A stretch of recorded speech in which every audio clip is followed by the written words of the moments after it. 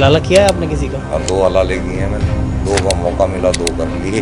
कितने रुपए मिले थे? 11,000। अरब कंट्री के मुसलमान में और हिंदुस्तान के मुसलमान में क्या अंतर है? ये मुसलमान बनने की कोशिश करते हैं, उनका पजामा पहन के, मुँह साफ करके, सिर पर दाढ़ी पढ़ना लपेट के, पूरे अरबी अपने आप को बनने की कोशिश करते हैं, जबकि ये है नहीं। नमाज पढ़ने वाला मुसलमान थोड़ा ही होता है। और मैं समझ गया कि भाई कुरान अल्लाह की किताब नहीं है, क्योंकि मोहम्मद साहब का दिया हुआ जो कुरान है वो तो बकरी खा गई थी, तो नमाज कुरान के अंदर है ही नहीं लिखी। आप भी मानते हैं कि सबके पूर्वज हिंदू हैं? हाँ है ही जी है। पेड़ पर शीशों में चद्दर टांग दी, नीली लाल रंग की, हरे रंग की, और वही वहाँ पे ईंट सी गए, ऐसे कुछ ईंट से बना के उस पर जो है वहाँ कपड़ा रख दिया और गल्ला ला के रख दिया वहाँ पे। तो क्या मज़ारें ऐसी ही बनती हैं? सभी ऐसी बनती हैं। आप खुद सोच के बताओ कि इतने बड़े बड़े पीर मौलाना इस सड़कों पे आके मरेंगे, रेलवे ट्रैक पे आके मरेंगे। आपको जितनी मज़ारें दिखेंगी सड़कों पे, रेलवे ट्रैक पे, बिल्कुल ऐसी ऐसी, तो इनकी मौत वहाँ होती है आगे। आप सोचो ना। वो कहता भी है, लोगों को प्रेरित भी करता है इस तरह के मज़ार बनाने के लिए। क्या तनख्वाह देता है बैठने की बाकायदा। तो क्या मज़ार पे नहीं जाना चाहिए? किस लिए जा रहे हैं पता तो लगे कुछ, भाई किस लिए जा रहे हैं? क्या है जन्नत? ये लॉलीपॉप ऐसा दे रखा है ना मुल्लों ने बेहतरीन। मेरी घरवाली बड़ी चिढ़ती है, मैं उसको चिढ़ाता रहता हूँ, मगर जन्नती। हज की यात्रा बड़ी पवित्र मानी जाती है। वो मनवाई जा रही है, खाना माननी जाती नहीं, मनवाई जा रही है, क्योंकि सऊदी अरब को एक आदमी से 5 लाख रुपए की इनकम होती है। बुर्का प्रथा के आप खिलाफ हैं? हाँ बिल्कुल, पिछवाड़े लाल करने चाहिए ऐसे आदमियों के, ऐसे मुल्लाओं के, जब ये इस्लाम का हिस्सा भी नहीं है। जिहाद क्या है? जिहाद दीन को बढ़ाना जिहाद है। कब्जा कर लो मदरसों पे। नमस्कार, मैं हूं किशोर मलान। खबर इंडिया के स्टूडियो में आज हमारे खास मेहमान हैं ex Muslim Salim Ahmad Deobandi. Sir, बहुत बहुत स्वागत है आपका खबर इंडिया पर। सबसे पहले कि आज आपके नाम के आगे अगर एक परिचय में शब्द का प्रयोग किया गया एक्स मुस्लिम, अपने आप को आप एक्स मुस्लिम मानते हैं क्या? नहीं, एक्चुअली मैं एक्स मुस्लिम नहीं हूँ। एक्स मुस्लिम होने के लिए हमें पूरी प्रक्रिया से गुजरना पड़ता है। उसके लिए हमें जो है अपनी सारी मुस्लिम पहचान ख़त्म करनी पड़ती है, मुसलमानों से वास्ता मतलब ख़त्म करना पड़ता है, सभी कुछ छोड़ना पड़ता है, जो कि मुझे ज़रूरत नहीं है। मैं अपने परिवार के साथ ही हूँ, अपने समाज के साथ ही हूँ। जो कुछ गलत लिखा हुआ है इस्लाम के अंदर, क्यों ना उन्हीं को बता के उन्हीं को अपने जैसा कर दें, उनको छोड़ने की बजाय। वे जिसके साथ हम जुड़े हुए हैं, जिसकी हम रग रग को जानते हैं, उनके साथ रहने में तो ज़्यादा अच्छा लगेगा ना, ज़्यादा मज़ा आएगा ना। तो उन्हीं को ऐसा करें ना, ताकि वो खुद भी तरक्की पाएँ, खुद भी कुछ अच्छा सोचें। अभी क्या मदरसे मस्जिद है, ये हमें कुछ अच्छा सोचने नहीं देती, बचपन से ही घुसा देते हैं इसके अंदर हमारे को। चलो भाई पढ़ो अलिफ बा ता सा, और कोई फिर हमारी जो बेसिक पढ़ाई है वो हम कर नहीं पाते। फिर जब कुछ कर नहीं पाते, ऐसे ही जवान हो जाते हैं, उसके बाद कुछ रहता नहीं, तो कहीं पंचर लगा रहे हैं, कहीं बिरयानी की रेडी लगा रहे हैं, यही रह जाता है। फिर क्या देश के लिए करेगा आदमी, क्या अपने लिए करेगा? ये है। क्या आप इस्लाम को मानने वाले हैं? नहीं नहीं, मैं तो इस्लाम को दफा करो जी। ये कोई चीज़ है? इतना बेकार मजहब। अगर मजहब बनाओ तो ऐसा कि 4 लोग मिल के थूक के, ये कोई मजहब है? मजहब का मतलब होता है कि मानवता, एक दूसरे को सिखाना, एक दूसरे में प्यार बढ़ाना, एक दूसरे के अंदर आत्मीयता रखना। इसके अंदर तो कुछ भी नहीं है ना। काफिरों को ही मारते फिर रहे हैं, तो जो इस्लाम को नहीं मानता उसको, उससे लड़ो, उससे नफरत करो, उससे दोस्ती ना करो। ये कहाँ का इस्लाम है? धर्म तो ऐसा होना चाहिए ना जो सबके लिए एक हो, सबके लिए समान हो। अव्वल तो आज की तारीख में हमें ये इस टाइप के रिलीजन की ज़रूरत नहीं है। हमारे लिए कुदरत है, हम कुदरत का आनंद ले सकते हैं बिना किसी इस टाइप के धर्मों की वजह से। नहीं, आप धर्म मतलब वैसे एक है सनातन, वो अलग चीज़ है, लेकिन ये इस टाइप के जो रिलीजियस हैं जितने भी ये सामने हैं, ये बकवास है। आप सब सोच समझ के बोल रहे हैं? हाँ, इसमें क्या, अपना टाइम पूरा इसी में गुजार दिया मैंने। नहीं, ये बात मैंने इसलिए आपसे पूछी है कि आप उस देवबंद से आते हैं जहां पर इतना बोलने पर फतवा जारी हो जाता है। ओ फतवे वाले उन्हीं के अंदर रहता हूँ जी मैं। जो फतवा निकाल लेंगे ना, यहीं जाके चाटे हो जा दूंगा देवबंद के अंदर ही। क्या इनका हक ही नहीं है ना, फतवा निकलना नहीं जाता, फतवा मांगने पे दिया जाता है। यानी कि अपने आप फतवा देने का क्या मतलब है? क्या चीज़? तुम अल्लाह में आओ जो अपना आप फतवा देते फिर रहे हो। ये फतवा मांगने की चीज़ है। यानी कि अगर हम कोई काम करना चाह रहे हैं और हम ये पूछना चाह रहे हैं किसी आलिम से क्या ये काम इस्लाम के नज़रिए से सही है या गलत है, उस बारे में जो है मौलवी फतावे दे सकते हैं, उसको फतावा बोलते हैं कि हाँ भाई आप जो है इस्लाम के नज़रिए से ये काम इस तरह से कर सकते हैं। यानी कि सिर्फ नॉलेज देने का काम है, फतवे निकालने का इनकी क्या मतलब है, इनका कोई मतलब ही नहीं बनता है। जो ये किसी को हमारे खिलाफ निकाल के दे दिखाएं, हम उसी टाइम रेल बनावेंगे ना, तू है क्या जो तू फतवा निकाल देगा किसी के लिए, है क्या चीज़? आप जब तो इस्लाम ही नहीं कहता नहीं, आप तो स्वयं देवबंदी है ना। हाँ हाँ आप स्वयं देवबंदी हैं और देवबंद सबसे बड़ा गढ़ माना जाता है देवबंदियों का। हाँ हाँ। तो फिर उस पर यकीन क्यों नहीं है, उसके फतवे पर? यकीन, फतवा देवबंदी या मुल्लों के फतवे से थोड़ा ही इस्लाम चलता है, इस्लाम अलग है जी। ये तो मुल्लों का इस्लाम है, जो देवबंदी चल रहे हैं ना, ये मुल्लों का अपना अलग से इस्लाम है।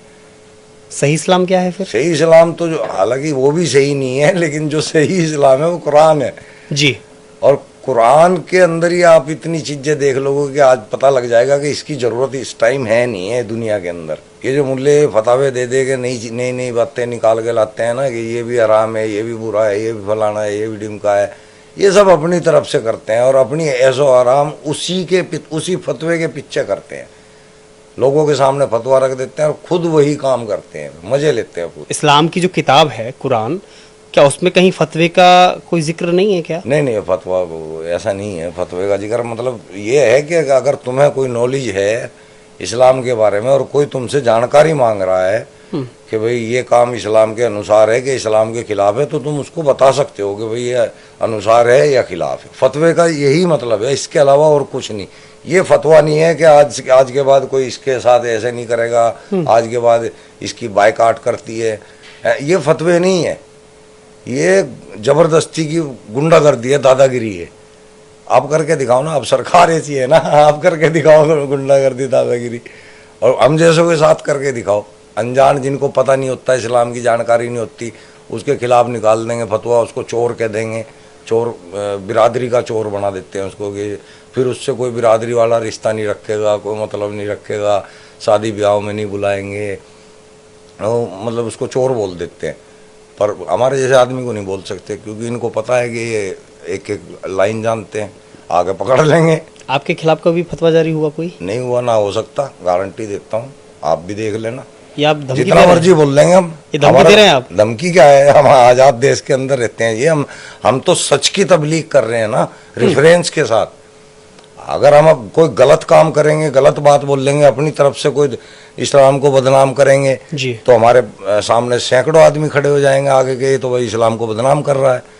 हम तो वो बात कहेंगे जो इस्लाम के अंदर लिखी हुई है और वो गलत है, और रेफरेंस के साथ कहेंगे, विदाउट रेफरेंस कुछ भी नहीं। तो कौन खड़ा होगा? अभी तक तो कोई आया नहीं। इतने बड़ी बड़ी डिबेट कर चुका हूँ, मैं भी बहुत कर चुका हूँ। बड़े बड़े जो देखने में आलिम कहलाते हैं, वो हंसी का पात्र बन के जाते हैं हमारे पास से। फिर तो आप 5 वक्त के नमाजी नहीं है? अब 5 वक्त का, आधे वक्त के भी नहीं, नमाजी का मतलब ही नहीं है जी। जब हमें पता लग गया कि ये अल्लाह की किताब, आप नमाज नहीं पढ़ते हैं ना, तो किसकी इबादत करते हैं आप? नमाज पढ़ने वाला मुसलमान थोड़ा ही होता है कि भाई नमाज पढ़ेगा वो मुसलमान होता है। नमाज कुरान के अंदर है ही नहीं लिखी हुई, तो कहाँ से आ गई? ये सब मुल्लों ने फैला रखी है हदीसों में। तो ये तो सऊदी अरब में भी नमाज होती है। हाँ, तो वहां से भी अजान होती है। वहां भी तो इंसान ही है। पहले जो है 3 देवियां होती थी मोहम्मद साहब के आने से पहले जी। 3 देवियों की पूजा होती थी, लात, मनात, उज्जा, ये 3 देवियां थी। मोहम्मद साहब के घर में से भी उनकी मूर्तियां पाई गई। यानी कि मोहम्मद साहब के आने से पहले सऊदी अरब के अंदर या अरब कंट्रियों के अंदर इन मूर्तियों की पूजा होती थी, यही धर्म था। मोहम्मद साहब ने आके इन मूर्तियों को तोड़ा और बाकी और मूर्तियों को भी बहुत मंदिरों के अंदर से तोड़ा, और ये अपना इस्लाम मजहब एक तैयार करके लोगों के सामने अल्लाह का नाम लेके रख दिया कि ये अल्लाह ने दिया है मजहब, ये अल्लाह ने भेजी है किताब। जबकि वो किताब एक राजा के लिए है, यानी कि जो एक राजा है उस किताब के जरिए वो अपना निजाम चला सकता है। जैसे कि हमारे देश का राजा है तो उसके पास संविधान है, बिल्कुल इसी तरह ये वहाँ के राजा के लिए लिखा गया था, देश चलाने के लिए। देश चलाने के लिए वो मोहम्मद साहब ने लिखवाया था अपने लिए। इसमें लूट मार तक का भी है सब कुछ है। उस टाइम जैसा काम होता था ऐसा ही लिखा जाएगा ना। आप भी मानते कि सबके पूर्वज हिंदू हैं? हाँ है ही जी है। अगर आप हमारी 6ठी 7वीं पूछ देखोगे तो कोई रामलाल लिखड़ेगा, कोई श्यामलाल लिखड़ेगा ये तो फैक्ट है। जो इसको ना मानने वो मूर्ख है, बेवकूफ है।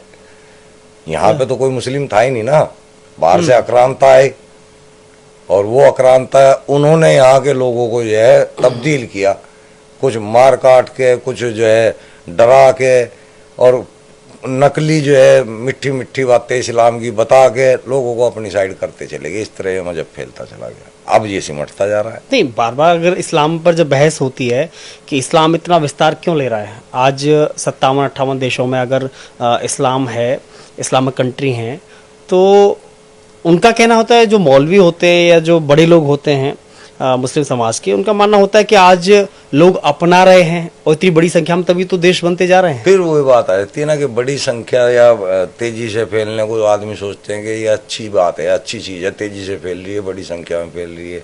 चेचक भी तेजी से फैल रहा था, कोरोना भी तेजी से फैल रहा था, और बहुत तेजी से फैल रहा था, और सारे देशों में फैल रहा था। वो अच्छा थोड़ा ही है ना। तो गंदी चीज़ बहुत तेजी से फैलती है। जो अच्छाई होगी ना वो जल्दी नहीं फैलेगी। आप कोई भी गंदी हैबिट होगी ना, उसको पब्लिक में डाल दो, इतनी तेजी से कैच करेंगे ना उसको, और कोई अच्छाई डाल दो, उससे दूर भागेंगे। ये हमारा जो है स्क्रिप्चर कुछ इसी टाइप का है इंसानों का। अभी आपने एक चर्चा की अरब कंट्री की, शुरुआत वहां से हुई इस्लाम की। अरब कंट्री के मुसलमान में और हिंदुस्तान के मुसलमान में क्या अंतर है? हिंदुस्तान का तो मुसलमान है ही नहीं मुसलमान। आप किसी भी सऊदी अरब का भी इंटरव्यू में किसी कोई फंस जाए आपको सऊदी का आदमी, उससे पूछना कि भाई क्या इंडिया पाकिस्तान के लोग मुसलमान हैं, तो वो यही कहेगा कि नहीं, ये लोग मुसलमान नहीं है, ये मुसलमान बनने की कोशिश करते हैं। ऊंचा पजामा पहन के, मुझे साफ करके, सिर पे दाढ़ी पढ़ना लपेट के, पूरे अरबी अपना आप को बनने की कोशिश करते हैं, जबकि ये है नहीं। अरब का मुसलमान इनको मुसलमान नहीं मानता, और ये बच्चे बच्चे को पता है, अखबारों तक में आ चुका है। सऊदी अरब के जो अखबार है उनमें भी ये निकल चुका है, प्रिंस ने अपने मुंह से कह दिया है। और भी आती रहती है बात, वहाँ के लोग भी जो यहाँ के लोग वहाँ पे गए हुए हैं वो भी सुनते हैं, उन्हें भी ये बात आती है उनके सामने भी कि हाँ भाई वाकई में ये लोग हमें मुसलमान नहीं मानते, और हैं भी नहीं, क्योंकि कुरान केवल अरब लोगों के लिए लिखा गया था।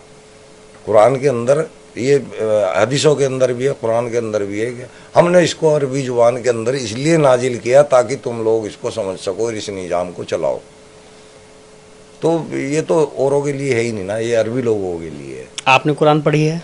हाँ, पढ़ के यहाँ तक पहुँचे हैं, नहीं तो कौन आने दे रहा। अब तक तो रेल बना देते, मार मार के भूत बना देते मौलवी मेरा। क्या पढ़ाई की आपने इस्लाम की? मैं पहले तो हाफिजा तो बचपन में हो गया था हमारा, मतलब ना चाहते हुए भी हो गया था। मैं स्कूल में जिसमें था, आज़ाद स्कूल का नाम आज़ाद है उसका, शामली का, और सुलेमान हमारे टीचर होते थे, और वो इतने तकड़े रिलीजियस थे कि उन्होंने कुरान को स्कूल के अंदर प्राथमिकता दे रखी थी जी। यानी कि जो बच्चा दाखिल होगा कुरान तो उसको सीखना ही पड़ेगा जी। तो ना चाहते हुए भी कुरान तो वहाँ पे सीख लिया था, हिफ्ज हो गया था। उसके बाद फिर शादी के बाद सोचा रोजी रोटी के हिसाब से, मैंने कहा चलो कुछ इसको बढ़ाते हैं, पढ़ाई करते हैं। थे तो मुसलमान ही, मैंने कहा चलो मौलवियत करते हैं, फिर कहीं देखेंगे कुछ अपना काम काज फंस जाएगा ऐसा ही कोई।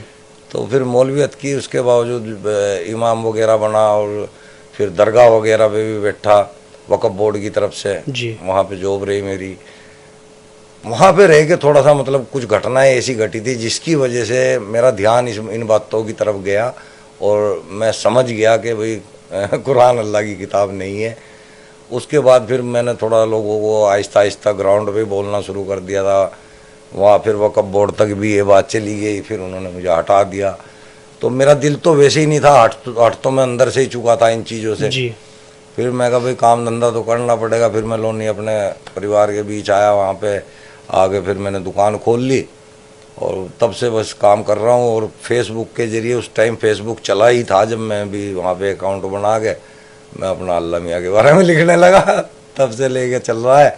अब लोगों ने, टीवी वालों ने पकड़ लिया, चैनल वाले पकड़ रहे हैं, खुद का भी चैनल बना लिया है, सलीम वास्तिक के नाम से चैनल है मेरा यूट्यूब जी। तो अपना लगे हुए हैं जी, काम कर रहे हैं। अपना नीयत ये है कि मुसलमानों को अच्छे रास्ते पर लाना, उनको कामयाबी का रास्ता बताना। ये कुरान हमें कामयाब नहीं होने देगा, ना हदीस कामयाब होने देंगे। और ये मुल्ले हाफिज जी मौलवी ये हमारे को कामयाब नहीं होने नहीं देंगे। हमारे नहीं बच्चों को कुरान कामयाब नहीं होने देगा या हिंदुस्तान का कुरान ही मुल्ला मौलवी नहीं होने देगा? कुरान ही है, कुरान ही कामयाब नहीं होने देगा। क्योंकि आपको कुरान पढ़ाने के लिए बचपन में ही मदरसे में डाल दिया जाएगा। जी। जब आप मदरसे में चले जाओगे तो आप कहीं और तो शिक्षा ले ही नहीं सकते। तो मदरसे के अंदर आपका आधा जीवन खत्म हो जाएगा। जो सीखने का जीवन है वो आपका, जो सही उम्र है, हाँ, जो सही उम्र होती है यानी कि शिक्षा लेने की जी, वो वहां पे खर्च हो जाएगी। अब आप ना डॉक्टर बन सकते, ना आप वकील बन सकते, ना आप इंजीनियर बन सकते, ना वैज्ञानिक बन सकते, हाँ, ना वैज्ञानिक बन सकते। आप वहां से आप क्या बन के निकलोगे? हाफिज जी मौलवी, या तो आप किसी मजार पे बैठोगे या किसी मस्जिद में बैठोगे या कहीं ताबीज गंडे करके जो है झूठ बोल बोल के लोगों से ठगी करोगे, या फिर आप केले की रेडी लगाओगे, आप पंचर लगाओगे या बिरयानी बेचोगे। यही काम रह जाते हैं। वो आदमी ना देश के लिए कुछ कर सकता, ना अपने लिए कुछ कर सकता, ना समाज के लिए कर सकता है, किसी के लिए भी नहीं कर सकता। जो खुद कामयाब नहीं होया वो किसी के लिए कैसे कुछ कर देगा? कामयाब आदमी तो कुछ कर सकता है। आप कामयाब हो तो किसी 4 आदमियों की मदद कर दोगे, काम आ जाओगे किसी के। जब आप खुद रोड पर खड़े हो केले की रेडी लेके, आप किसके काम आ जाओगे? अभी एक बात आपने जिक्र किया कि आप दरगाह में भी रहे, मस्जिद में भी रहे, यहाँ तक कि मदरसा में आपने पढ़ाई की है, हाँ, मौलवियत आपने की है, इमाम आप रहे। इमाम किस मस्जिद के रहे? ये बबियाल के अंदर है, मस्जिद है, जमा मस्जिद है। जी। कितने समय रहे हैं? थोड़े समय रहा मैं वहीं से। फिर मैं उस पे चला गया था मजार पे, क्योंकि मेरे को पैसे की थी इच्छा। जी। वहाँ मजार पे पैसा, तो मजार पे अच्छा आमदनी हुई नहीं? हाँ, वहाँ बढ़िया आमदनी थी और अच्छा पैसा आ भी रहा था। लेकिन चोट लगी दिल को बहुत तगड़ी वहाँ पे। कौन सी घटना हुई ऐसी? वो ही मैं बता नहीं सकता। बस कोई ऐसे कुछ राज है जो शायद मेरे मरने के बाद ही पता लगेंगे लोगों को। ऐसी कोई घटना जो आप बता सकते हो, कोई ऐसी घटना जिक्र जिसकी वजह से थोड़ा सा आपका मन खिन्न हुआ? हम ये नहीं चाहेंगे कि जो आप नहीं बता सकते उसे मत बताइए, लेकिन ऐसी कोई घटना, और भी घटना, क्योंकि कई सारी आप कह रहे हैं कि कई सारी घटना आपके साथ में हुई है, ऐसी घटना जिससे आपका इस्लाम से दूरी का या फिर मुल्ला मौलवियों से दूरी का जो इस्लाम से दूरी का कारण तो देखो, पहले तो मैं लॉजिकली ही बहुत दिमाग से ऐसा सोचता था कि यार अल्लाह मियाँ क्या वहाँ पे प्रिंटिंग प्रेस लगाए बैठा है जो कि कुरान आसमानी किताब है। ऐसी ऐसी बातें पहले मेरे जहन में आती थी। लेकिन चूंकि जब तक कोई इतना कुरान को तर्जुमे को नहीं जानता था, पढ़ तो रखा था, तर्जुमे नहीं जानता था। फिर जब तर्जुमे पढ़े ना, तब हमारे को पूरी कहानी समझ में आती चली गई। हमें ये समझ में आ गया यार देखो कुरान अल्लाह की तो है नहीं है, मोहम्मद साहब ने लिख रखी है। मोहम्मद साहब की जबान नहीं है ये, मोहम्मद साहब ने इसको तैयार कराया और अब्बासियों ने इसको गरड़ मरड़ कर दिया। क्योंकि मोहम्मद साहब का दिया हुआ जो कुरान है वो तो बकरी खा गई थी आधे से ज़्यादा। वो हजरत आयशा नीचे तकिया रख के सोई हुई थी, बकरी आई वो खा गई। तो उस्मान गनी के जो तीसरे खलीफा हैं उनके हाथ जो कुरान की कुछ वो बची थी वो लेके उन्होंने फिर बाकी का कुरान तैयार करा। ये तीसरे खलीफा का काम है उस्मान गनी का। उसमें कुछ सच है तो कुछ, हाँ, अपनी तरफ से है मैक्सिमम। अब आप ये बताइए, अगर कोई पैगंबर हो या देवता हो या कोई बहुत बेहतरीन शख्स हो जी, तो उसके बारे में हमें गलत गलत बातें थोड़ा ही मिल जाएंगी लिखी हुई, हमें तो अच्छी मिलनी चाहिए ना। तो हमारे जो हदीस है ना, हदीस के अंदर मोहम्मद साहब का करैक्टर इतना गंदा दिखा दिया है। उनको पीडीफोलिया दिखा रखा है, उनको बच्चों के साथ सेक्स करने वाला दिखा रखा है हदीसों के अंदर। ये मैं बता ही देता हूँ, एक एक बात बताऊंगा और उसका रिफरेंस दूंगा तो अच्छा रहेगा। जैसे कि सही बुखारी 1285 है जी। सही बुखारी एक ऑथेंटिक हदीस है।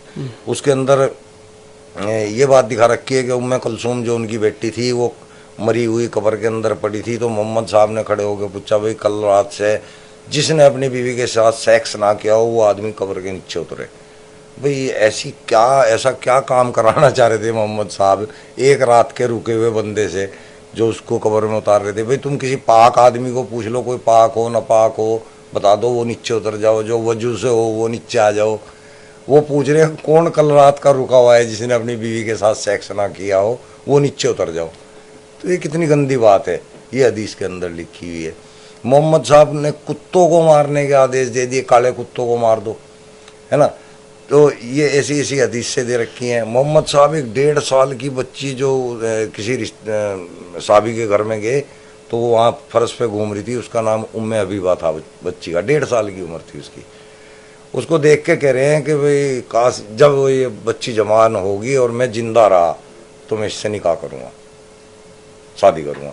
यार एक 58 साल का आदमी एक 1.5 साल की बच्ची में ऐसी बात कैसे सोच सकता है? कितनी गंदी बात है।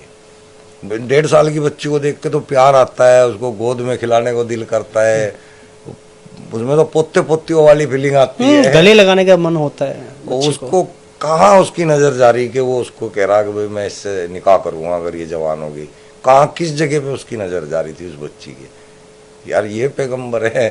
पैगंबर ऐसा कैसे हो सकता है कि 12-12 शादियां कर रहा है, 12-12 निकाह कर रहा है, जिसमें 6 साल की बच्ची भी शामिल है? भाई उसको तो ऐसे एग्जाम्पल देने चाहिए थे ना लोगों के सामने के जो कि उसको महान बताते। तो ये 12 शादियां कैसे महान है? फिर वो रखेले भी रखी हुई हैं, मारिया अल किब्तिया, रिहाना, और भाई खुद अपने बेटे की बहू से निकाह कर लिया, जो पैगंबर साहब ने। हाँ पैगंबर साहब ने, जो उनका मुंह बोला बेटा था जैद बिन हारिस, उसका कुरान सूरह अल-अहज़ाब 33 की 37 में जिक्र है। तो वो वहाँ पे उनकी अपनी बहू से निकाह कर रहे हैं। निकाह नहीं किया, सॉरी, निकाह के 2 मायने हैं, एक सेक्स है और एक शादी। तो शादी नहीं की लेकिन सेक्स कर रहे हैं उसके साथ, तो वो भी रखेल। तो ये कैसे अच्छे काम है? मतलब इसको कैसे हम एक पैगंबर मान सकते हैं? मैं भी थोड़ा सा मैं उस बात पर जाऊंगा थोड़ा सा इससे। हालांकि आपने रेफरेंस दिया है, आपके साथ ऐसी कौन सी घटना हुई जिसकी वजह से आपका मोह भंग हुआ?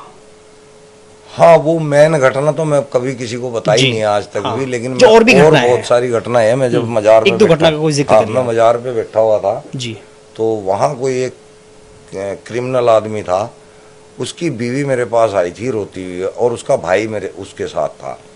वो मजार पे आए थे और वो बहुत उम्मीद लगा के आए थे।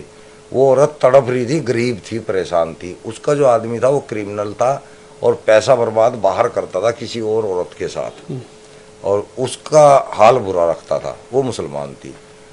तो उसने जो उसको लेकर आया था उसका भाई, उसको पता था मेरे को 5100 रुपये देने पड़ेंगे, तो वो 5100 रुपये लेके आए थे जी।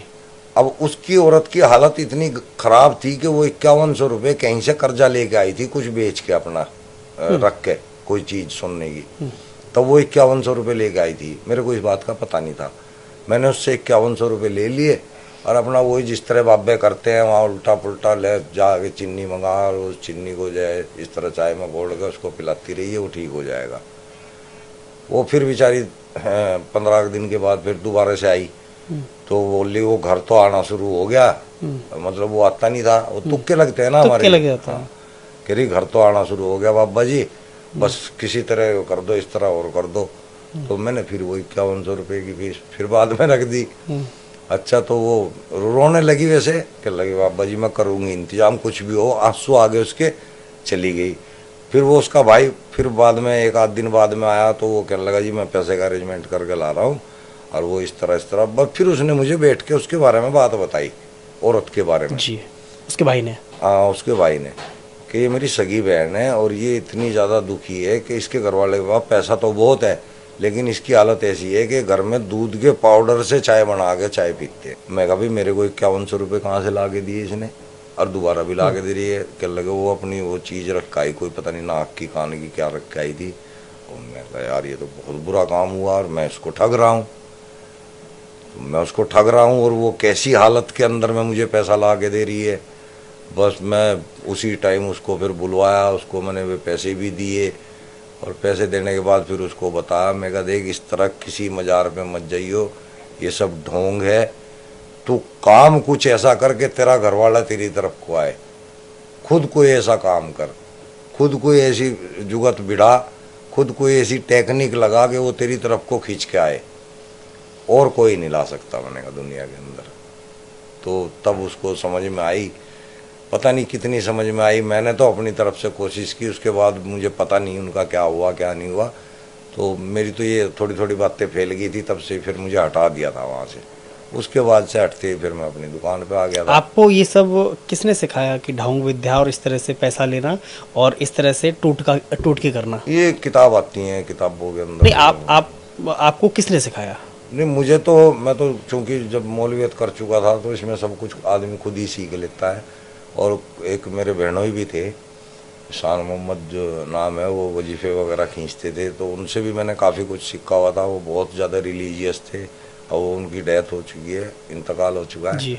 तो उनसे भी मैंने बहुत कुछ सीखा। और फिर मैं मज़ारों के ऊपर काफ़ी रहा हूँ, तो वहाँ के तजुर्बे मुझे रहे हैं।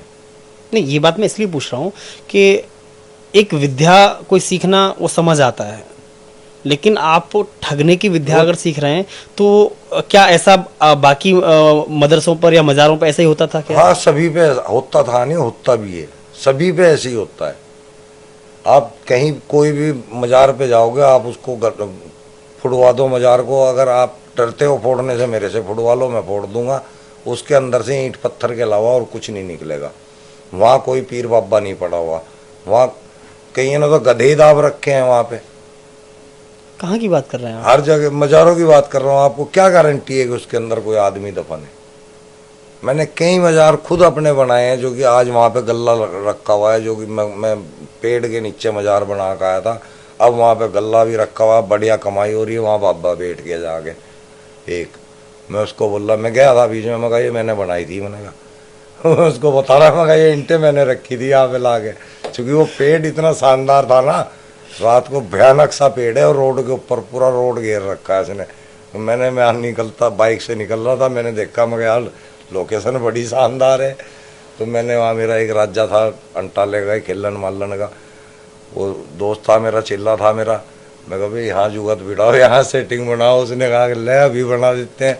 पेड़ पे बिस्सों हमने चद्दर टांग दी, नीली लाल रंग की, हरे रंग की, और वह वहाँ पे ईंट सी गए, ऐसा कुछ ईंट से बना के उस पर जो है वहाँ कपड़ा रख दिया और गल्ला ला के रख दिया वहाँ पे, और चाबी डाल दी अपनी जेब में, और बस आते रहे पैसे से वहाँ आने शुरू हो गए। ट्रक वाले आते हैं, वहाँ फेंकते जाते हैं।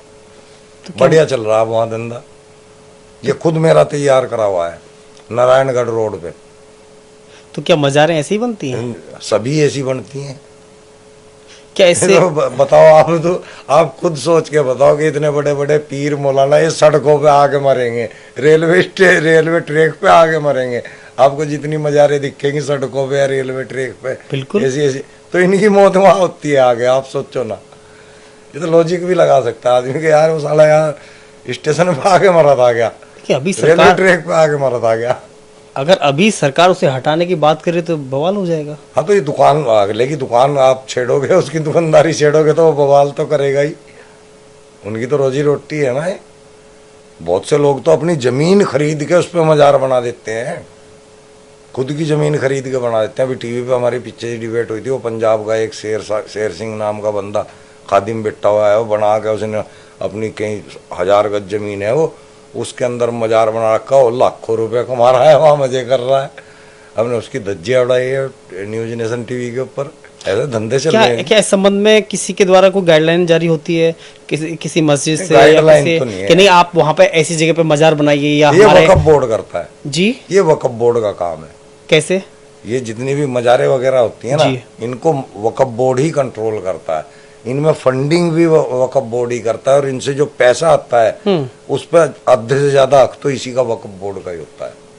वो कहता भी है, लोगों को प्रेरित भी करता है इस तरह के मज़ार बनाने के प्रेरित लिए। क्या, तनख्वाह देता है बैठने की बाकायदा। प्रेरित क्या करना, तनख्वाह देते हैं वो तो बाकायदा। वो धंधा बना रखा है उन्होंने, उसका प्रचार करते हैं। ये बाबा ऐसे है, यहाँ की राख मशहूर है, कहीं का पानी मशहूर बता देंगे, कहीं का कुछ मशहूर, कहीं कोड़े ही बजवा दें, भाई यहाँ कोड़े खाओ और ठीक हो जाओगे। ऐसे धंधे फैला रखे। मैंने भी जाके 2 सांप चिपकाए थे जब मैं एक मज़ार पे गया था। जिस दिन 2 सांप चिपकाए मैंने वहाँ पे, दुनिया आ गई वहाँ तो।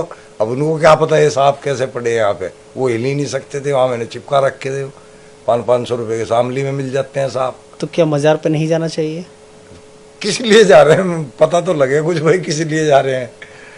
तो हिंदू भी जा रहे हैं, मुसलमान भी जा रहे हैं, और ऐसे ही भीड़ लग रही है। मूर्ख बन रहे हैं, कोई फायदा भी तो हो। अब फायदा उसका हो रहा है बस, वहाँ जो मज़ार पे बैठा हुआ है, जो वहाँ मजे ले रहा है, आनंद ले रहा है। मज़ार का कहीं इस्लाम की किताब में कहीं जिक्र है? शिरक बताया है इसको तो, सूरह निसा की आयत 48 के अंदर बताया है, शिरक है ये। यानी कि शिरक उसको कहते हैं जो अल्लाह के अलावा किसी और शक्ति पे यकीन रखें। तो वो शक्ति मान रहे हैं ना लोग उसको, पीर पे जाके। तो अल्लाह ने उसको सबसे बड़ा गुनाह बता दिया कि जो आदमी मेरे अलावा किसी को ताकतवर मानने का कि ये मुझे ठीक कर सकता है या ये मेरे काम आ सकता है, वो मेरा सबसे बड़ा दुश्मन है, वो शिर्क कर रहा है। तो शिर्क का गुनाह उसने सबसे बड़ा बताया। मजारों का उसमें कोई वो नहीं है। कबर बना सकते हैं, कबर का है, मजार का नहीं। ऐसे तो मतलब मजार तो आप काबे को भी कह सकते हैं, वो भी मजार ही है जी। तो ये कबर है, यानी कि पक्की नहीं बनानी है, कच्ची बनानी है। उसकी जो जहां दफन किया है उसकी मिट्टी कच्ची रहनी चाहिए, लेकिन काबा बाहर से पक्का है। तो इसी तरह और तरज पे अगर मान लो और भी हैं तो वो भी मजार ऐसे ही हैं। बहुत मजार हैं ऐसे जिन जो अंदर से कच्चे हैं और बाकी ऊपर से पक्के बने हुए हैं। आप हंस गए कभी? नहीं, मेरा पासपोर्ट ही नहीं बना। कभी जाने की इच्छा है? थी, अब तो नहीं है। अब बावला हूँ मैं जो 5-6 लाख रुपए खर्च करूँगा, सऊदी अरब को अमीर बनाऊंगा, अपने देश का नुकसान करूँगा, अपने देश का पैसा वहाँ भेजूँगा। मैं तो ये चाहता हूँ कि सभी देशों का पैसा हमारे देश में आ जाए, हम सबसे अमीर लोग हो जाए। मैं कोई ऐसा काम नहीं चाहता कि किसी और देश में पैसा जाए, हम तो अपने देश की सोचेंगे जी, अपने देश के लिए। आपके परिवार से कोई हज के लिए गया हो? भतीजे जा रहे हैं मेरे। आप इस तरह की बात करते हो तो आपके परिवार में आपका विरोध नहीं होता? विरोध नहीं होता, मजाक होती है, तफरी होती है, बहुत तफरी करते हैं हम। मेरी घरवाली बड़ी चिढ़ती है, मैं उसको चिढ़ाता रहता हूँ, मगर जन्नती। लेकिन वो भी ऐसे ही है, मतलब ठीक है, मुसलमान है। रोजा रखते हैं वो? नहीं, ऐसे आपके बच्चे, बीवी बच्चे रोजा रखते हैं? ऐसे ही है, फर्जी है। एक आधा रख लिया शौक में, पहला रोजा, दूसरा रोजा रख लिया, फिर खत्म मामला, फिर हो लिया, चलो भाई ठीक है। इतने है, मेरे पूरे खानदान वाले ऐसे ही हैं। कुछ लोग हैं जो पुराने हैं, वो ज़्यादा रिलीजियस हैं, लंबी लंबी दाढ़ी रख के बैठे हुए हैं, 5-5, 7-7 टाइम की नमाज पढ़ते हैं। कुछ लोग हैं, पर उन्हें भी मेरे से कोई नाराजगी नहीं। लेकिन आप देखने में कहीं से भी ऐसा कोई पहनावा या फिर आपकी दाढ़ी, मोछ, बाल या टोपी, ऐसा कोई पहनावा नहीं है जिससे कि पहचान की जा सके आप मुस्लिम हैं? पहले तो था। पहले था, अब नहीं है? नहीं, पहले तो दाढ़ी, जब मैं रहा तब तो दाढ़ी थी। और बचपन में भी मतलब कोई ऐसा मैं दाढ़ी वाड़ी रखी नहीं, सिर्फ मैंने इमामत के टाइम पे दाढ़ी रखी है, यानी कि 5-6 साल उसी टाइम रखी है। उसके अलावा मैंने दाढ़ी नहीं रखी। अब तो कोई ऐसे पहनावे से नहीं पहचानेगा कोई, आप मौलवी रहे हैं? तो लौंडा सा लगूं। उस टाइम तो बहुत बुरा लगता था, सरकंडा सा, सलवार कमीज, ऊंचा पजामा। लेकिन खतना तो आपका भी हुआ है। हाँ, बताओ, जो चीज जिस टाइम हमारे कोई जोर नहीं चल रहा था उस टाइम क्या कर सकते थे। अब तो मेरा बस चलता है, तो मैं, मेरा पोता होएगा, मैं उसकी भी ना होने दूं। खतना नहीं होने देंगे? मैं तो कोशिश ही करूँगा, क्यों करवा रहे हो, लेकिन अकेले की चलेगी नहीं, क्योंकि बाकी परिवार जो है रिलीजियस है। समझा ही सकते हैं, लड़ना बेकार है। हाँ। लड़ना बेकार है। बाकी खतना का कोई ऐसा मुझे लगता भी नहीं कि भाई इतना बड़ा मैटर नहीं है, और खतना से मुसलमान का संबंध भी नहीं है, क्योंकि कुरान के अंदर खतना नहीं है। एक अभी बीच में अभी आपकी जुबान से एक शब्द निकला, जन्नत। हाँ। जो आपने अभी अपने बेगम के लिए इस्तेमाल किया, बहुत बार इसका जिक्र होता है, और ख़ास तौर पे चाहे वो शिक्षित हो या अशिक्षित हो, रेहड़ी वाला हो, पटरी वाला हो, मतलब मुसलमान कोई भी हो, वो जन्नत का ख्वाब देखता है। क्या है जन्नत? क्या है जन्नत? ये लॉलीपॉप ऐसा दे रखा है ना मुल्लों ने, बेहतरीन, अच्छे अच्छे इसमें फंसे हुए हैं, अच्छे फंसे हुए हैं। जन्नत में शहद की नदियाँ मिलेंगी, जन्नत में अल्लाह तुम्हें अपने हाथों से शराब पिलाएगा। कभी कहते हैं शराब में नशा नहीं, अब जब नशा नहीं होगा तो पीने का शराब क्या किस फायदा? बात की? फिर वो शराब की, ये लॉलीपॉप चुसा रखा है जन्नत का। जन्नत जुन्नत कुछ नहीं है, कोई ऐसा प्लेनेट नहीं है। आज हमारी साइंस ने इतनी तरक्की कर ली है कि हमें पूरे गैलेक्सी के बारे में पता है, पूरे ब्रह्मांड का पता है, पूरे ब्रह्मांड का पता है, कहाँ क्या है, लेकिन बस जन्नत और दोजख का नहीं पता, क्योंकि वो चीज़ एग्जिस्ट नहीं करती। ये मोहम्मद साहब ने उस टाइम जन्नत दोजख दिमाग में रख के कि जो अच्छी जिंदगी जिएगा वो जन्नती, जो बुरी जिंदगी जी रहा है, परेशानी की जिंदगी जी रहा है, वो जो है दोजख। ये हमें कुरान के अंदर से भी समझ में यही आता है। 72 हूरों का कॉन्सेप्ट क्या है? और अल्लाह मियाँ ने अलग से वो जो है थोड़ा सा इनाम रख रखा। अब बताओ यार, ये एक अल्लाह मियाँ कैसा अल्लाह मियाँ है जो अपनी कौम को लालच दे के कह रहा है कि तुम अच्छे काम करो, और वो भी अच्छे नहीं है, मतलब काफिरों को मारो, है ना, जक़ात फितरा दो तो सिर्फ मुसलमानों को दो, है, हिंदू तो टट्टी के बराबर है, इंसान है ही नहीं है। ये मतलब कॉन्सेप्ट समझ में नहीं आता। ये पता लगता है कि भाई मोहम्मद साहब की जितनी उस टाइम अकल थी उसने अपना काम कर दिया, नहीं तो ये फालतू की बकवास है। आपको 72 हुर्रे नहीं चाहिए? 72 हुर्रे कहीं नहीं है जी, ये लॉलीपॉप ही है बस, बकवासबाजी कर रखी है। कोई 72 हुर्रे कहीं नहीं है। अल्लाह मियाँ पे और कुछ नहीं सूझा। तो उन्होंने देखा उस टाइम जो है अरब के अंदर सेक्स का ज़्यादा था, तो वहाँ पे इस चीज़ को नेमत मानते थे बस, तो 72 हुर्रे दे दी। अल्लाह मियाँ को 72 से ज़्यादा गिनती नहीं आती थी, ज़्यादातर 70 माओ से ज़्यादा प्यार करता है। 70-72 की गिनती आती है उसको। एक दिन 70 साल का होगा, 70 गुना तुम्हारे को सवाब देगा, 70 माओ से ज़्यादा प्यार करने वाला है, 7-7 आसमान है, मतलब 7-70 की गिनती आती है। इसके अलावा 7 का अंक 786। 786 ऐसे ऐसे है लोग। हमारे इस्लाम को बहुत बुरा ढसार दिया है, अब ज्यादा ढसार दिया है। जो आज के मौलवी आ रहे हैं ना, ये और इसको ढसारते जा रहे हैं, बिल्कुल ही खत्म होता है। जो सही इस्लाम है वो नहीं आ रहा है। सही इस्लाम पे तो कोई है ही नहीं ना, हिंदुस्तान का मुसलमान कोई, शायद अरब के अंदर कोई हो तो हो, मैं तो कह नहीं सकता। नहीं, सही इस्लाम नहीं आ रहा है या इस्लाम ही सही नहीं है? ये दोनों ही बात सही है जो आपने कही ना। एक तो सही इस्लाम नहीं आ रहा है, यानी कि जो कुरान का इस्लाम है वो इस्लाम मुसलमानों में है ही नहीं है। हाँ। अब ये बात करते हैं क्या कुरान का इस्लाम सही है? कुरान का इस्लाम बिल्कुल भी नहीं सही है। वो हम लोगों को पता है, वो आम लोगों को नहीं पता है। वो केवल जो इस्लाम को छोड़ चुके हैं, पढ़ के समझ के, उनको पता है। और मुसलमान, सच्ची पूछो ना, मुसलमान सही है भारत का मैं पाकिस्तान के या तालिबान के या और इन लोगों के मुसलमान की बात नहीं कर रहा। भारत का मुसलमान सही है। वो इसलिए सही रह गया क्योंकि उसको अरेबिक तर्जुमे नहीं आते हैं, उसको अरेबिक लैंग्वेज नहीं आती है, इसलिए वो इस्लाम को सही से फॉलो नहीं कर पाता है। सिर्फ जो उसको सिखाया गया बड़े बुड्ढों द्वारा वो अपना चुपचाप करे जाता है, नहीं तो उसके अंदर मानवता है ना। लेकिन आप अगर पाकिस्तान या तालिबान या ये जो कंट्रियां ज़्यादा रिलीजियस हैं इस्लाम के अंदर, यहाँ आप देखोगे तो ये बहुत गंदे लोग हैं, ये बर्बर लोग हैं। कह सकते नहीं, आप देख रहे हैं, आप तो न्यूज़ चैनल चलाते हैं तो आप खुद ज़्यादा देखते हैं, वहाँ की खबरें आप लोगों तक आती है, किस तरह मार काट करते हैं, किस तरह रिलीजियस के नाम पर। हाँ, हज की यात्रा बड़ी पवित्र मानी जाती है। वो मनवाई जा रही है, माननी जाती नहीं, मनवाई जा रही है, क्योंकि सऊदी अरब को एक आदमी से 5 लाख रुपए की इनकम होती है एक हज में। तो वो तो जानबूझ के ऐसे प्रचार करेगा कि लोग वहाँ पे आए आस्था के नाम पर। हाँ, वो जबरदस्ती आस्था बिठा रहा है ना वो लोग। अब तो खैर प्रिंस ने तो कम कर दिया, खत्म करने लग रहा है। और यहाँ के पागल लोग अभी भी इस बात को समझ नहीं रहे कि भाई जब वो वहाँ का राजा हो के वहाँ इस्लाम ख़त्म कर रहा है तो तुम काहे को मुसलमान बनते फिर रहे हो। वो खुद ख़त्म कर रहा है, कुरान के खिलाफ काम कर रहा है सारे। उसने जो है बुर्का ख़त्म करवा दिया, तो नकाब का हुक्म है, उसके खिलाफ चला गया। उसने शराब वहाँ पे स्टार्ट कर दी। शराब इस्लाम के अंदर हराम है, बिल्कुल कुरान के अंदर हराम है। सूरह निसा की आयत है उसके अंदर हराम है, लेकिन उसने वहाँ ओपन करा दिया।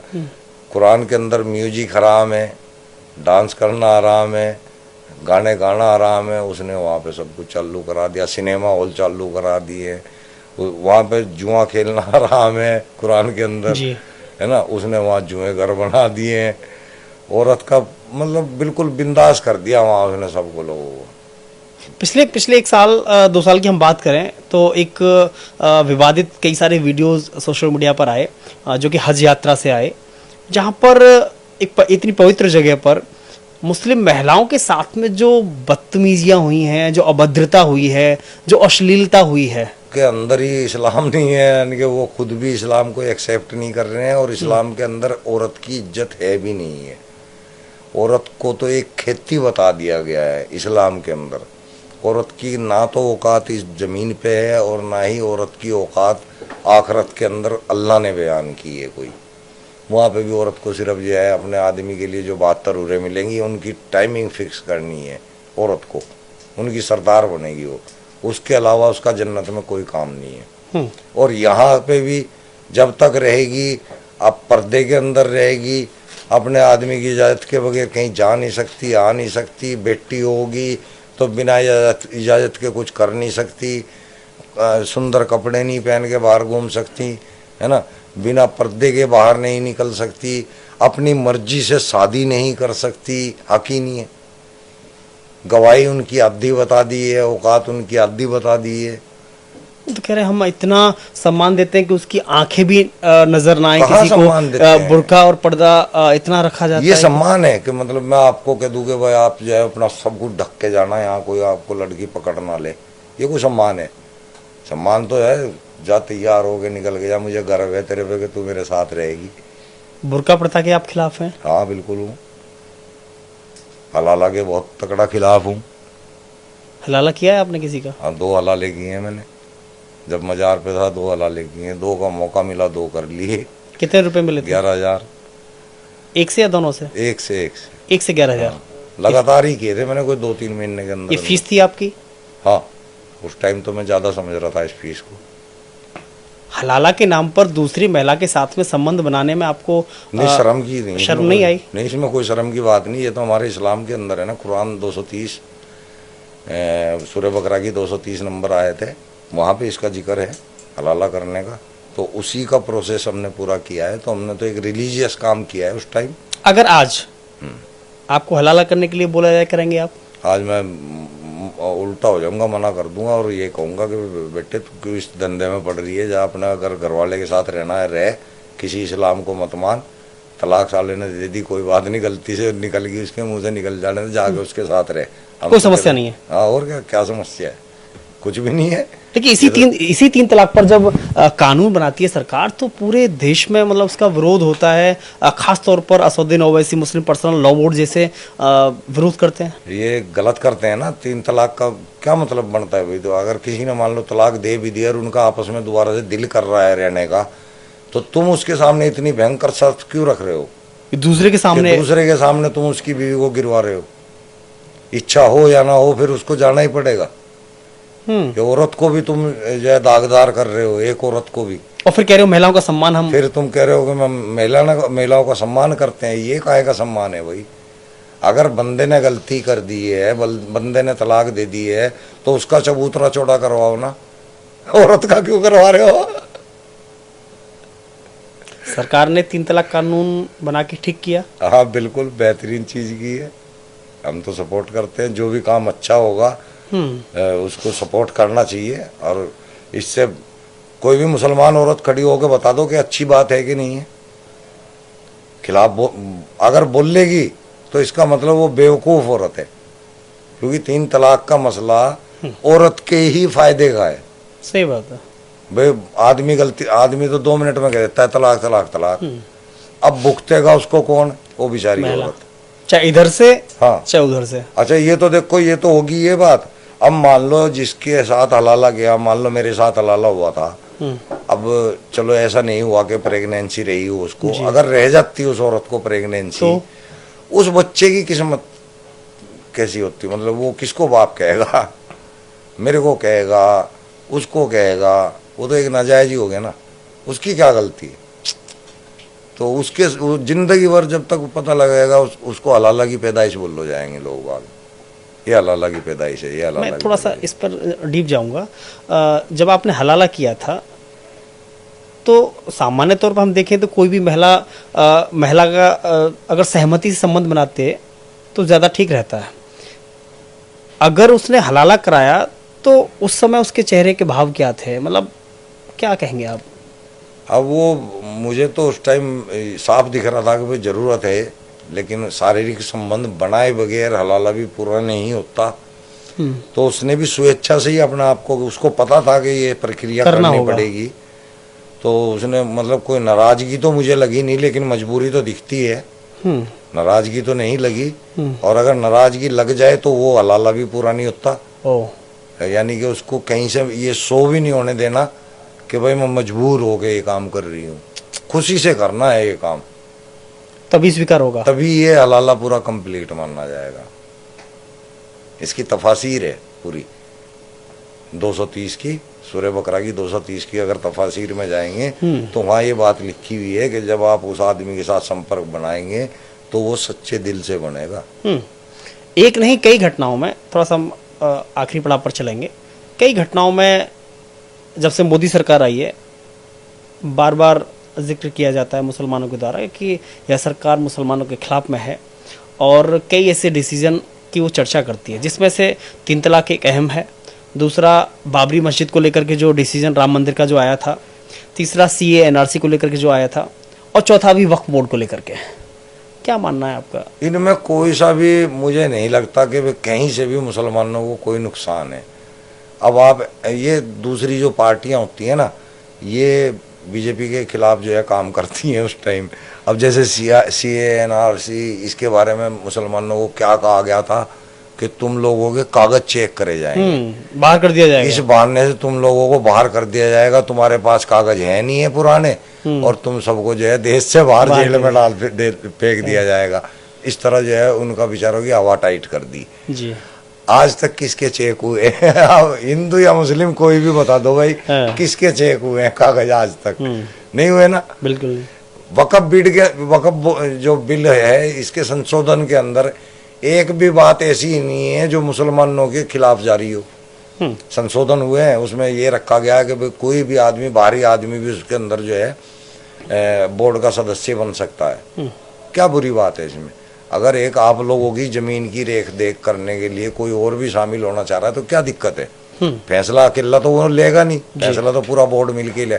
मैं तो कह रहा हूँ ना, हमें भी शामिल करें बल्कि बोर्ड में एक आदमी एक्स मुस्लिम को जरूर शामिल रखे हर इलाके में। ये भी नया कानून होना चाहिए। हाँ, ये होना चाहिए कि हर बोर्ड के अंदर एक सदस्य एक्स मुस्लिम होना चाहिए।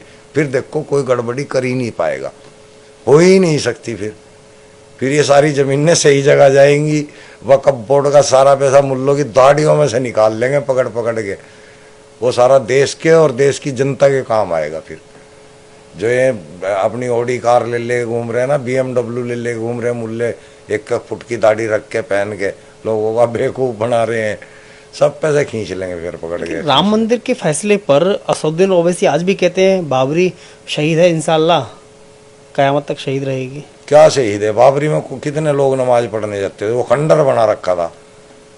जमीन से मतलब है इनको, मस्जिद से कोई मस्जिद इतनी पड़ी है खाली पड़ी रहती हैं, और जुमे के दिन ये आके ड्रामे दिखाते हैं सड़कों पे आके, ऐसे खाली पड़ी रहती हैं। आप किसी मस्जिद में 5 टाइम जा खड़े होकर देख लेना कि अंदर की पहली सफ भी पूरी नहीं हो पाती। 15-20 आदमी मस्जिदों के अंदर, आगे देखना 15-20 भी नहीं रहने के। हमारे जैसे आदमी लगे हुए इसी काम में। एक और बात कही जाती है, अभी हाल ही में ये लंबा विवाद चला जब जुमे की नमाज के दिन उसी दिन होली थी, जुमा वाले दिन, तो इसमें एक विषय आया कि जुमे की नमाज घर से स्वीकार नहीं होती है। क्या ऐसा है? मस्जिद से ही स्वीकार होगी? देखो, मस्जिदों का तो जिक्र कुरान के अंदर है ही नहीं है। आप किसी भी इदारे, जितने भी ये इदारे हैं ना, ये इदारे मदरसे को बोलते हैं, ये यहीं से मस्जिदों का फैलाव हुआ है। नहीं तो मस्जिदों का जिक्र कुरान के अंदर है ही नहीं है। किसी भी जगह आप इकट्ठे होकर जमात के साथ नमाज पढ़ सकते हैं, जरूर नहीं मस्जिद में की। नहीं, मस्जिद का तो जिक्र ही नहीं है कि तुम मस्जिदें बनाओ, उसके ऊपर लाउड स्पीकर लगाओ, वहां से तुम अजाने दो, वहां तुम पब्लिक को बुलाओ, ऐसा ही नहीं है। आप किसी भी जगह साफ जगह पे कपड़ा डाल के नमाज पढ़ सकते हैं इकट्ठे होके। ये जो नमाज है ना, ये मैं उनके लिए बता रहा हूँ जो नमाज पढ़ते हैं जी। हमें तो ये पता है कि नमाज का जिक्र कुरान के अंदर है ही नहीं है, ना नमाज का है ना मस्जिद का है। सलात का जिक्र है। सलात मुसलमान जो है नमाज को सलात समझता है, सलात नमाज नहीं है। वो क्या होता है? सलात एक पूरे निजाम को, प्रक्रिया को कहा गया, पूरे कुरान के अंदर जो शिक्षा लिखी हुई है ना, उस पे कायम रहने को सलात कहा गया है कि ये इबादत है। हमें अपने जीवन के अंदर रोजाना ये 2 टाइम सलात पे ध्यान देना है, सुबह और शाम। एक सुबह और एक शाम, 2 टाइम की सलात का हुक्म है। और सलात कायम करना उसको कहते हैं जैसे कि मेडिटेशन करना, जैसे कि ध्यान मग्न होना। अपने दिन के बारे में, शुरुआत करने के बारे में सोचना है सुबह की नमाज में, और शाम को हमने पूरे दिन क्या क्या किया है उसके बारे में क्या सोचना। गलत हुआ, क्या सही हुआ। हाँ, ये सलात है। सुबह भी जो कहते हैं ना, अस्सलातु खैरुल मिनन नौम, नमाज ये बोल रहे हैं नमाज नींद से बेहतर है। हम बोलते हैं कि सलात नींद से बेहतर है ना। हाँ। ये नाम बदल दिया इन्होंने, सलात नींद से बेहतर है। क्या कहते हैं हम, क्यों कहते हैं कि आओ अब दिन शुरू हो गया और बढ़िया टाइम से अपने जीवन की शुरुआत करो, ये है सलात। लेकिन लाउड स्पीकर को लेकर के तो यूपी में बहुत सारा विवाद हुआ, और जब योगी आदित्यनाथ जी ने एक आदेश पारित किया कि तेज आवाज में लाउड स्पीकर नहीं बजेंगे, और अगर अतिरिक्त लाउड स्पीकर हैं तो उनको उतरवाया हो जाएगा। जब ये एक्शन हुआ और जब लाउड स्पीकर उतारे गए या जो ज्यादा आवाज दे रहे थे उनको कम वॉल्यूम कम किया गया, तो इस पर भी विवाद हुआ। तो लाउड स्पीकर का क्या? लाउड स्पीकर, अब ये बात हो जाती है कि भाई तू रेफरेंस क्यों नहीं बता, मुझे अब इस वक्त वो रेफरेंस याद नहीं है। सही बुखारी की ही हदीस है, उसके अंदर ये हराम है माइक, यानी कि ये लाउड स्पीकर। हाँ, ये म्यूजिक सिस्टम है जी। तो म्यूजिक हराम है, आप इसको लगा ही नहीं सकते। आप डायरेक्ट अजान अपनी जब खुद की आवाज से दीवार पे या किसी ऊंची जगह पे खड़े होके ऊंची आवाज में अजान दे सकते, जहां तक जा सके, जहां तक जा सके। इसके ऊपर माइक के ऊपर देने को नहीं है, ये म्यूजिक सिस्टम है। म्यूजिक तो वैसे ही हराम है। यहाँ तो जैसे ही 5 बजे बांसुरी चारों भी हराम है, अगर हम बांसुरी भी बजाते हैं वो भी हराम है। तो ये तो इससे साउंड ही तो आ रही है ना। जी। लेकिन यहाँ तो अगर 5 बज गए घड़ी के अजान देनी है तो पूरे इलाके में शोरगुल हो जाता है। हाँ, वो अपना डंका पीटने के चक्कर में करते हैं कि भाई लोगों को ज़्यादा से ज़्यादा हम ये दिखा दें कि भाई हाँ हमारे में दम है, हम जो है इस तरह चिंखेंगे इसके ऊपर, माइकों के ऊपर।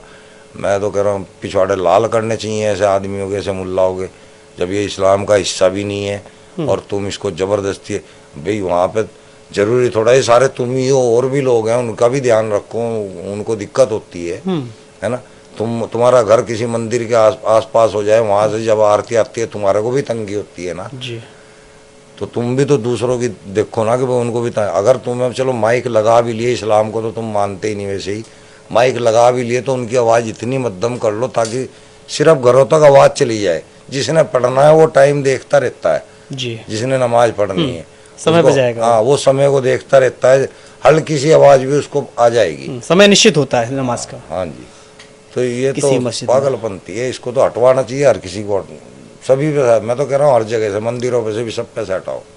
नहीं, उस समय भी डिस्टर्ब हुआ था करते कि चाहे वो मंदिर हो, मस्जिद हो, जहाँ ज्यादा लगे हुए हैं या उनका लाउड स्पीकर ज्यादा है और मतलब आवाज ज्यादा है तो कम कराइए। किसी जरूरी सूचना के लिए इस्तेमाल होनी चाहिए ये चीज, ठीक है। बहुत जरूरी। अभी एक विषय चल रहा है, मुद्दा जो गरमाया हुआ है, वक्फ बोर्ड। क्या मानते हैं, वक्फ बोर्ड से मुसलमानों को क्या मिला आज तक? ये तो मैं आपसे पूछना चाहता हूँ कि भाई मुसलमानों को क्या, किसी को भी, देश को भी एक फायदा बता दो वक्फ बोर्ड से कि ये फायदा है। एक तथ्य मैं आपके सामने रखना चाहता हूँ। हिंदुस्तान में तीसरे नंबर की जमीन सबसे ज्यादा वक्फ बोर्ड के पास है। एग्री। ओके, लेकिन नमाज होगी तो सड़क पर हो रही है आज हिंदुस्तान में। अगर झुग्गी झोपड़ियां अवैध रूप से मुसलमानों लगाई हैं तो वो रोड पर हैं, सड़कों के किनारे हैं, अवैध जगह पर हैं। आज मजारें सबसे ज्यादा हैं तो वो सड़कों के किनारे हैं हाँ। या अवैध जगह पर हैं। सबसे ज्यादा मस्जिदें आज तोड़ी जो जा रही हैं, चाहे यूपी की बात हो, उत्तराखंड की बात हो, दिल्ली की बात हो, रोड के किनारे या फिर अवैध स्थानों पर हैं। जमीन सबसे ज्यादा वक्फ बोर्ड के पास, और जितने मदरसा हो, ईदगाह हो, मस्जिद हो या मजार हो या फिर नमाज पढ़ने की बात हो, सब रोड पर हो रहे हैं। मेरे भाई मुसलमानों, इसको समझ लो, ये वक्फ बोर्ड किसी मुसलमान के काम का नहीं है। ये देखो, कब्रिस्तानों की जमीन ने तुम्हारी, मस्जिदों की जमीन ने तुम्हारी, मदरसों की जमीन ने तुम्हारी, वक्फ बोर्ड का क्या मतलब है उस पर कब्जा करने का? और वक्फ बोर्ड इन मस्जिदों, जितनी भी ये इतनी जगह, करोड़ों अरबों रुपए की जगह है, कितने गरीब मुसलमान हैं जो धक्के खाते फिर रहे हैं। भाई साहब ने अभी बताया कि भाई रहने को घर नहीं है उनके पास।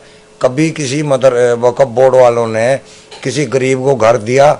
किसी गरीब के घर जो है 2 टाइम का अनाज भिजवाया, किसी गरीब को 10 रुपए से मदद की है, वक्फ बोर्ड कभी नहीं करता जी। कोई भी ऐसा मानवता का काम, ये केवल फंड जितना भी आता है, बड़े बड़े जो ये मुफ्ती हैं इसके और जो इसको बोलते हैं मुतवल्लियों के पास पैसा जाता है, वो ऐश कर रहे हैं, मौज कर रहे हैं। आप जितने भी बोर्ड मेंबर हैं सबको देख लो, सारे ऐश कर रहे हैं। पर किसी मुसलमान को इसका एक रत्ती भर भी फायदा नहीं, और मुसलमान फौरन इनके पीछे चल देंगे बीड़ी इकट्ठी करके। वक्फ बोर्ड वाले ऐलान करेंगे आ जाओ जंतर मंतर पे, साले ऊंचे पजामे ठा के वहां पहुंच जाएंगे डेढ़ देसी। अबे ये भी तो सोचो कि वक्फ बोर्ड तुम्हारे लिए कर क्या रहा है, उसका काम क्या है? छीनो ना इनसे अपनी जमीन, इनसे अपनी संपत्ति छीनो। जितना पैसा वक्फ बोर्ड के पास है, मुसलमान का बच्चा बच्चा अमीर हो जाएगा। मैं तो मुसलमानों के फायदे की बात कर रहा, हिंदुओं का तो यहाँ कोई नाम भी नहीं है। कर दो काम, इस काम को पकड़ लो, वक्फ बोर्ड को घेर दो, इसको इनको।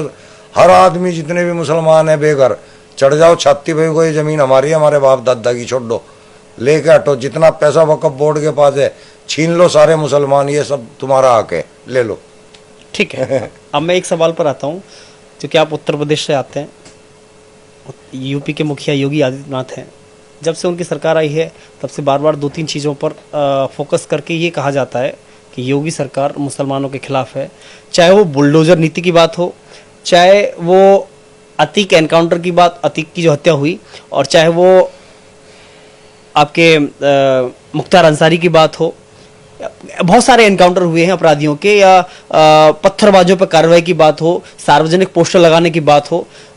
कहा जाता है कि योगी आदित्यनाथ मुसलमानों के खिलाफ फैसले लेते हैं और मुसलमानों के विरुद्ध हैं। चाहे वो नवरात्रि में मीट की शॉप बंद करने की बात हो। क्या मानते हैं आप, योगी को मुसलमानों के खिलाफ मानते हैं, या फिर जो उन्होंने एक्शन लिए जो मानते हैं ना खिलाफ, उनको मैं उन्हीं से बात कहना चाहता हूँ जी।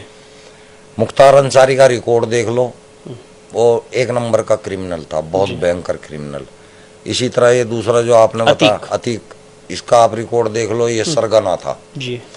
ये जितने भी एनकाउंटर हुए हैं ना, ये बुरे आदमियों के हुए हैं, और ये लोग मुसलमानों के अंदर बैठ के अपने आप को, यानी कि उनका कुछ लोगों का भला करके अपना आप को क्राइम से सेफ रख रहे थे, बचना चाह रहे थे। ऐसा थोड़ा होगा भाई, जो क्रिमिनल होगा उसको तो सजा मिलेगी मिलेगी। और ये मुसलमानों के अंदर हेड बने हुए थे, और उस हेड बनने के पीछे अपने 100 बुरे काम निकाल, रहनुमा बने हुए थे। हाँ, रहनुमा बन के 100 अपने बुरे काम निकाल रहे थे। तो ये तो बकवास बात है, और ऐसा हमने तो योगी जी को कोई देखा नहीं है कि भाई मुस्लिमों के खिलाफ कोई काम ऐसा किया हो। उनके उत्तर प्रदेश के अंदर में ज्यादातर मुस्लिम ही हैं जी, और मजे कर रहे हैं। हाँ, गुंडों का जरूर बोलती बंद हो रही है। जो गुंडे हैं ना, और जो इकट्ठे होकर अपना आपको बदमाश बनते हैं, ज्यादातर मुस्लिम है, ज्यादातर मुस्लिम ही है। तो उन्हीं का इलाज होएगा। अगर हिंदू होते तो उनका करता अगला। जब मुस्लिम कर रहे हैं ऐसी हरकत, तो इलाज तो करेगा भाई। बुलडोजर सही चल रहा है, बेहतरीन। मैं तो चाहता हूँ और तेजी से आ जाए इनको। ये फिर ऐसी हरकत कर नहीं पाएंगे। ये जो जिहादी दिमाग के हैं ना, ये जो पत्थरबाजी करते हैं, हिंदुओं के साथ उल्टी सीधी हरकत करते हैं, या एक्स मुस्लिमों को मारने के लिए फिरते हैं, इनके साथ होना चाहिए। और इन्हीं पे नहीं बुलडोजर, इनके जितने भी और रिश्तेदार हैं ना, उन पे भी फिरना चाहिए। सालों की खोपड़ी उनकी भी ऐसी है, अभी खून है। फिर अभी आपने जिक्र किया जिहादी मानसिकता। हाँ, जिहाद क्या है? जिहाद दीन को बढ़ाना जिहाद है। जिहाद तो खैर इसको कहते हैं कोशिश को जी, लेकिन दीन के अंदर एक ही जिहाद है कि अपने दीन को काबिज करो पूरी दुनिया पर। लेकिन आज कैसे जिहाद फैलाया जा रहा है? बस अलग अलग जिहाद चल रहे हैं, लव जिहाद चल रहे हैं, आतंकवाद जिहाद चल रहा है, सब तरह के जिहाद, लैंड जिहाद भी चल रहा है। हाँ, जमीन जिहाद। तो वो वक्फ बोर्ड के जरिए चल रहा है, उसका तो पूरी कमांड वक्फ बोर्ड के हाथ में है, जो लैंड जिहाद है। वक्फ बोर्ड तो सरकार बेवकूफ है, मैं तो कह रहा हूँ। मैं तो बहुत बुरी बात लगेगी सरकार को, लगती रहे, लेकिन जो चीज किसी भी इंसान के फायदे की नहीं है, उसको स्वीकृति देना तो मूर्खता है। खत्म कर दो वक्फ बोर्ड। अगर मुसलमानों से पूछो कि भाई ये तुम्हारे फायदे की चीज है, अगर मुसलमान बता दें कि हाँ हमारा फायदा कर रही है, तो छोड़ दो। अगर आपको दिख रहा है कि मुसलमानों का तो ये फायदा ही नहीं कर रहे हैं जी, तो खत्म कर दो ना इस वक्फ बोर्ड को। क्यों मौलवी बिठा रखे हैं आप? पकड़ो, कमीजे उतारो, बेल्ट बजाओ उनके नंगा कर करके, वो मेहनत करके खाएंगे ना तब पता लगेगा कि भाई किस तरह जो है मुसलमान का बच्चा मेहनत करता है और वो मस्जिदों के अंदर दान देता है, मदरसों के अंदर दान देता है। तुम लोग साले उसको मजे कर रहे हो वहाँ लेट लेट के, फिर उन्हीं की बहन बेटियों के साथ में वहाँ पे हरकत भी करते हो मदरसों के अंदर। आज मुसलमान को किस हाल में देख रहे हैं आप? बहुत कमजोर है ना, बहुत ज्यादा कमजोर है मुसलमान, बहुत ज्यादा गरीब है। कुछ ही लोग ऐसे हैं जो ठीक ठाक हैं, नहीं तो ज्यादातर आप देखेंगे या तो क्राइम में मिलेंगे, जुर्म के अंदर मिलेंगे। अच्छे भी वो हैं जो धर्म के ठेकेदार बने। हाँ अच्छे भी, हाँ आप सही कह रहे हैं। हाँ। मुसलमान की कोई औकात नहीं रही। पंचर लगाने वाला सलमान है, रेहड़ी लगाने वाला अब्दुल है, हाँ। बिरयानी बेचने वाला, ये सब मुस्लिम काम। और जब इन्होंने अपना जीवन ही मदरसे में खो दिया और कुछ सीखने का मौका ही नहीं मिला इनको। तो आप कह सकते हैं अगर देश के लिए काम करना है, समाज के लिए काम करना है, अपने हित के लिए काम करना है, परिवार को आगे बढ़ाना है, तो मदरसे छोड़ दो, खत्म करो, बिल्कुल लात मार दो मदरसे को, कब्जा कर लो मदरसों पे। पढ़ाई नहीं होनी चाहिए मदरसे में। उसको लाइब्रेरी बना दो, स्कूलों की हॉस्पिटल बना दो, प्रयोगशालाएं बना दो, अपने बच्चों के संसाधनों के लिए चीजें बना दो उसके अंदर। फिर देखो कि मुसलमान सबसे नंबर 1 की कौम निकल के आएगी कि नहीं आएगी। सही मायने में इस्लाम क्या है और असली मुसलमान क्या है, कौन है? असली मुसलमान केवल अरब के लोग हैं और सही मायने में इस्लाम जो है एक आतंकवाद है, एक नफरत सिखाने वाली किताब का नाम है। बहुत बहुत धन्यवाद हमसे बातचीत करने के लिए सलीम साहब, और बहुत सारे मुद्दों पर विस्तार से हमसे बातचीत की है, लेकिन तय आपको करना है क्या सही है क्या गलत है। कोशिश की है रेफरेंस के साथ में बातचीत रखी जाए, लेकिन विचार करना चाहिए। और यह खास तौर पर मुसलमानों को यह वीडियो ज़रूर देखना चाहिए। शुक्रिया।